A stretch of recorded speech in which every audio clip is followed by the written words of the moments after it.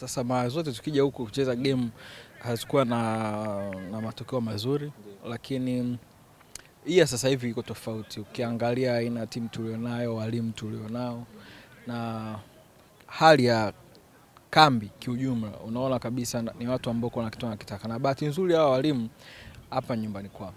Kwa hiyo wanajua mazingira ya nchi yao na wanajua nini wafanye pia kwa ajili ya kuhakikisha kwamba timu inaenda kupata matokeo. Unaweza kuniambia safari hii maandalizi yamekuwa makubwa, mazuri na ya uangalizi wa hali ya juu tofauti na pengine awamu mbili ambazo umekuja hapa kwenye mechi za kimashindano? Sasa hivi iko tofauti kabisa. Iko tofauti kabisa. Yaani sasa hivi unaona kabisa tuko serious sana, tofauti na kile kipindi. Mimi nitakupa story.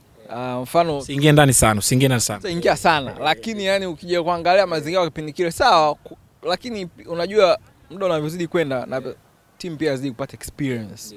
Unazidi kupata kumbe tunataka kufanya hiki, tunataka kufanya hiki. Kwa miaka inavyozidi kwenda tunazidi kuwa na vitu vya kuboresha. Kwa mwaka huu pia tuko vizuri sana. Wewe mwenyewe unaona timu tuko mazoezini, unaona ari ambao ipo, wachezaji wanaitaka mechi. Kwa kuanzia ngazi ya juu kwenye viongozi, technical bench, wachezaji, management, hata support ya watu. Unaona kuna mashabiki wengi wa Tanzania wamekuja hapa, wote wapo kwa ajili ya timu, lakini pia wao unafahamu upo ndani tunapata support kubwa sana na serikali. Kwa hiyo mimi naamini kwa jambo kubwa linakuja na finali mwaka huu.